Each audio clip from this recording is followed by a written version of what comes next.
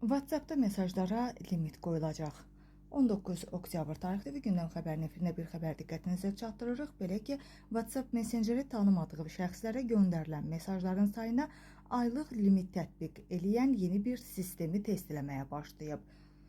Gündəm xəbər axşam aza istinadən xəbər verir ki, məqsəd spam mesajlarının sayını azaltmağa yönəlib. Yeniliyin həm şəxsi istifadəçilərə, həm də biznes hesablarına aid olduğu bildirilir. Yeni sistemə əsasən istifadəçilər tanımadıqları şəxslərə yalnız müəyyən sayda mesaj göndərə biləcəklər və əgər cavab almazlarsa, limitə çatdıqda göndəriş dayandırılacaq. Şirkətin açıqlamasına görə adi istifadəçilər bu məhdudiyyətləri hiss etməməlidirlər. Hesab limitə yaxınlaşdıqda isə istifadəçiyə xəbərdarlıq bildirişi göndəriləcək.